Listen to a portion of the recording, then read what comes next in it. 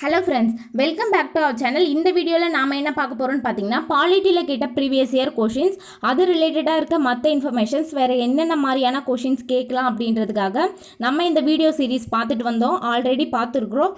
அதில் இன்றைக்கி நம்ம பார்க்க போகிறது என்ன அப்படின்னு பார்த்தீங்கன்னா, பட்டியல், அதாவது லிஸ்ட், மத்திய பட்டியல், மாநில பட்டியல், பொதுப்பட்டியல், இதில் என்னென்ன துறைகள் இருக்குது அப்படின்றத பற்றி தான் பார்க்க போகிறோம். அது சார்ந்து என்னென்ன மாதிரியான கொஷின்ஸ்லாம் கேட்டிருக்காங்க, நம்ம எப்படி தெரிஞ்சு வச்சுக்கலாம் அப்படின்றத பற்றி பார்க்கலாம். வாங்க வீடியோக்குள்ளே போகலாம். ஃபர்ஸ்ட் கொஸ்டின் பாருங்க, தவறான இணையை கண்டுபிடி அப்படின்னு சொல்லியிருக்காங்க.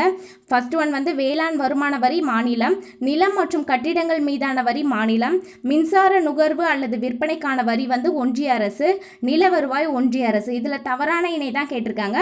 அப்போது மின்சார நுகர்வு அல்லது விற்பனைக்கான வரி வந்து ஒன்றிய அரசு கிடையாது, மாநில அரசு. ஓகேங்களா? நில வருவாய் மாநில அரசு. அப்போ இது ரெண்டுமே தவறானது. அடுத்து பாருங்க, கீழ்கண்டவற்றுள் எது மாநில பட்டியலில் சேராதது? மீன்பிடி தொழில், உள்ளாட்சி அரசாங்கம், கனிமங்கள் மீதான வரி உரிமைகள், முக்கிய துறைமுகங்கள். முக்கிய துறைமுகங்கள் வந்து மத்திய பட்டியலில் சேரும், மாநில பட்டியலில் சேராது. ஓகேங்களா? இந்திய அரசியல் அமைப்பின்படி கீழ்கண்டவற்றுள் எது சரியான இணை கிடையாது அப்படின்னு கேட்டிருக்காங்க. வனங்கள் வந்து பொதுப்பட்டியல் தான், பங்குச்சந்தை பொதுப்பட்டியல் கிடையாது, அது வந்து மத்திய பட்டியல். தபால் துறை சேமிப்பு வங்கி மத்திய பட்டியல். பொது சுகாதாரம் மற்றும் ஆரோக்கியம் மாநில பட்டியல். ஓகேங்களா? இப்போ அது சார்ந்து இருக்க மொத்த துறைகளையும் பார்க்கலாம். ஃபர்ஸ்ட் ஒன் வந்து பாருங்கள், மத்திய பட்டியல். இதில் வந்து ஒரு 10 பார்த்துடலாம்.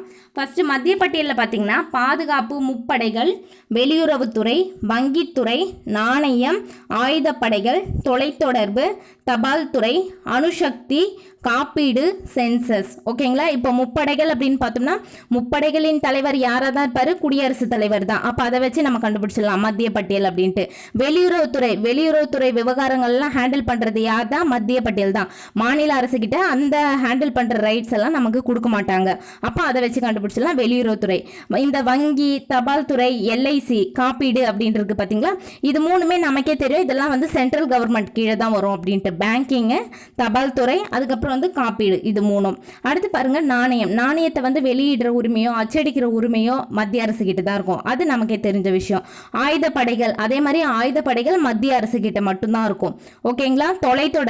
தொலைத்தொடர்பு சார்ந்த விஷயங்கள் எல்லாத்தையும் ஹேண்டில் பண்றது யார் தான்? மத்திய பட்டியல் தான், அதாவது மத்திய அரசாங்கம் தான் ஹேண்டில் பண்றாங்க.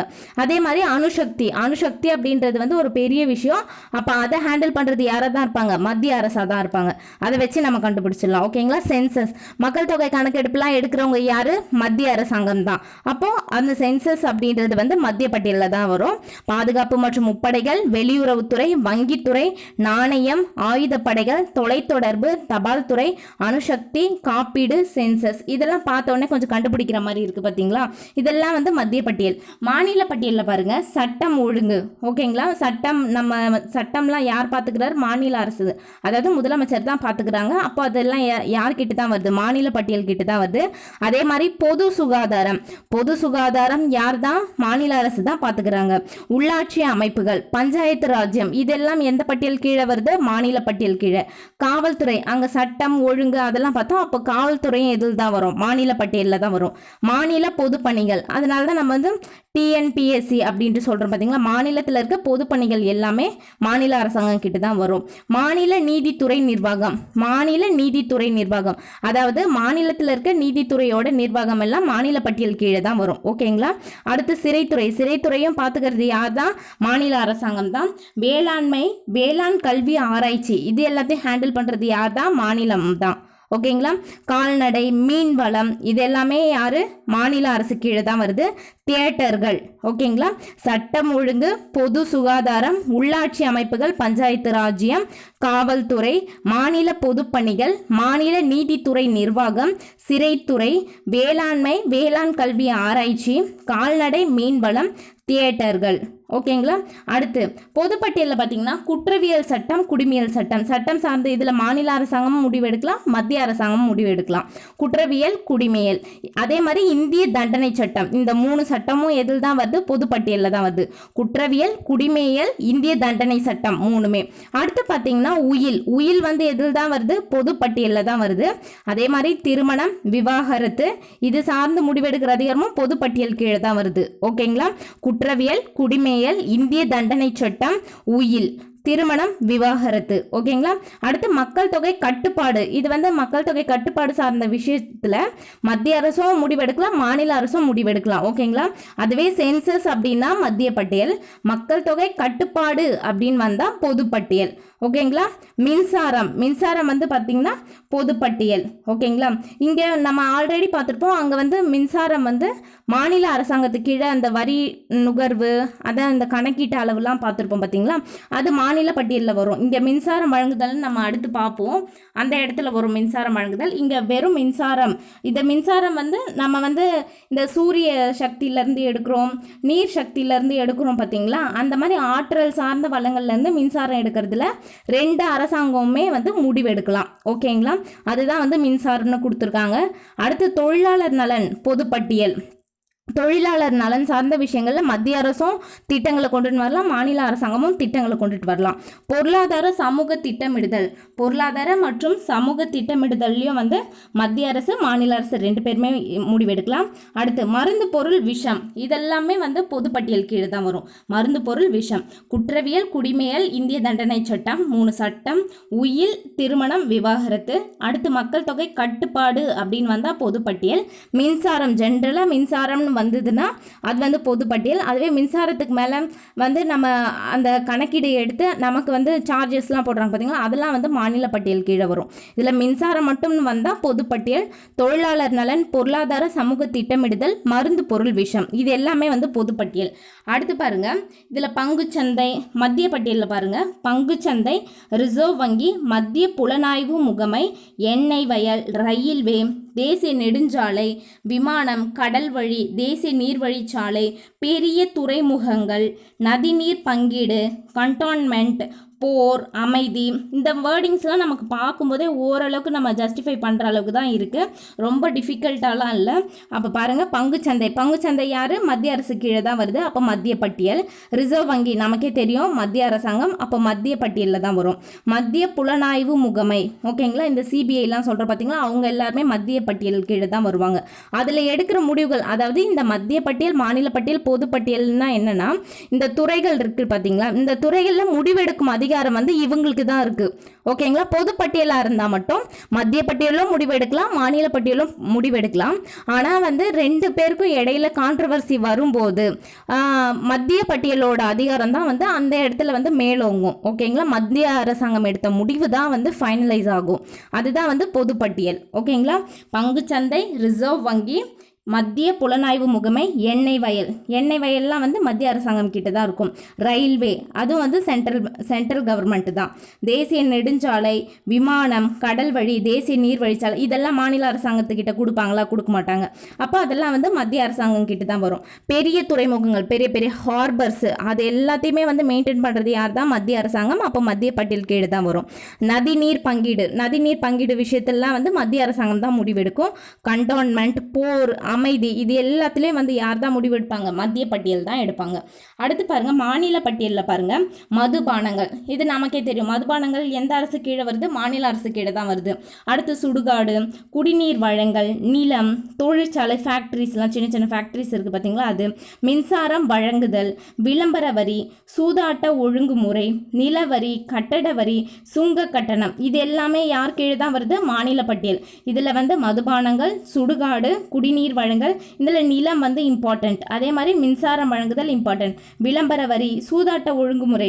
இப்போ கூட அந்த சூதாட்டத்தெல்லாம் ஒழிக்கணும் அப்படின்ட்டு ஆளுநர் ரவிக்கு வந்து நம்ம வந்து மசோதா வந்து பாஸ் பண்ணோம். ரொம்ப நாள் வந்து கிடப்பில் வச்சுருந்தாங்க பார்த்தீங்களா.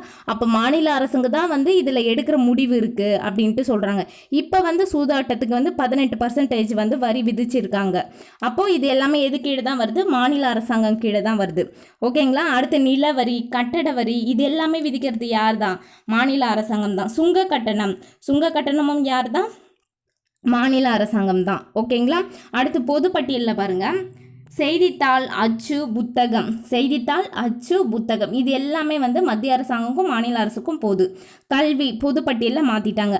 கல்வி, வனங்கள், எடைகள், அளவுகள், வனவிலங்கு, பறவைகள் பாதுகாப்பு, நீதி நிர்வாகம், இது எல்லாமே வந்து 1976ஆம் ஆண்டு 42வது சட்ட திருத்தத்தின்படி மாற்றிட்டாங்க. இது எல்லாமே வந்து பொதுப்பட்டியலுக்கு வந்து மாற்றிட்டாங்க. கல்வி, வனங்கள், எடைகள், அளவுகள், வனவிலங்கு, பறவைகள் பாதுகாப்பு, நீதி நிர்வாகம். ஓகேங்களா. அடுத்து வந்து தொழிற்சங்கங்கள், தத்தெடுப்பு, வாரிசுரிமை. தத்தெடுக்கிறது, வாரிசுரிமை, ஆல்ரெடி பார்த்த உயில், திருமணம், விவாகரத்து, இது எல்லாமே இதில் தான் வருது, பொதுப்பட்டியலில் தான் வருது. அதே மாதிரி வந்து பெரிய துறைமுகங்கள்னு வந்தால் மத்திய பட்டியல், சிறு துறைமுகங்கள்னு வந்தால் பொதுப்பட்டியல். ஓகேங்களா. சிறு துறைமுகங்கள்னு வந்தால் பொதுப்பட்டியல்.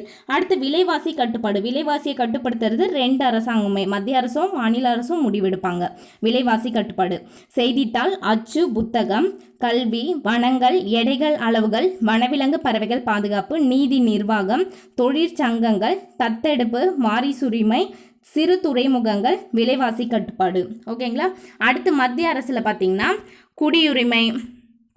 குடியுரிமை, உச்ச நீதிமன்றம், உயர் நீதிமன்றம், பாராளுமன்ற சட்டமன்ற தேர்தல், குடியரசுத் தலைவர், துணை குடியரசுத் தலைவர் தேர்தல், ஐக்கிய நாடுகள் சபை, பாஸ்போர்ட், விசா, இது எல்லாமே இதில் தான் வருது, மத்திய அரசாங்கம் கீழே தான் வருது. குடியுரிமை சார்ந்து முடிவெடுக்கிறது யாருக்கு தான்? மத்திய அரசாங்கத்துக்கு தான். அதே மாதிரி உச்ச நீதிமன்றம், உயர் நீதிமன்றம், இது எல்லாமே வந்து மத்திய அரசாங்கம் கீழே தான் வருது. பாராளுமன்ற சட்டமன்ற தேர்தல், குடியரசுத் தலைவர், துணைத் தலைவர் தேர்தல். ஓகேங்களா. இங்கே வந்து உச்ச நீதிமன்றம், உயர் நீதிமன்றம் அப்படின்னு வந்தால் மத்திய அரசாங்கம். ஓகேங்களா. அதே வந்து நீதி நிர்வாகம்னு வந்தால் பொதுப்பட்டியலில் வந்துடும். நீதி நிர்வாகம்னு வந்தால் பொதுப்பட்டியல். வெறும் மாநில நீதித்துறை நிர்வாகம், அதாவது இந்த மாவட்ட நீதிமன்றங்கள், கீழமை நீதிமன்றங்கள், இது சார்ந்த நிர்வாகம்லாம் வந்தால் அது வந்து மாநில பட்டியல். நம்ம ஆல்ரெடி பார்த்துருப்போம். மாநில நீதித்துறை நிர்வாகம்னு வந்தால் அது வந்து மாநில பட்டியல். நீதி நிர்வாகம் ஜென்ரலாக அப்படின்னு பார்த்தீங்கன்னா பொதுப்பட்டியல். ஓகேங்களா. உச்ச நீதிமன்றம், உயர் நீதிமன்றம் மட்டும் சொல்கிறது வந்து உச்சநீதிமன்றம், உயர் நீதிமன்றம் மட்டும் மத்திய பட்டியல். ஓகேங்களா.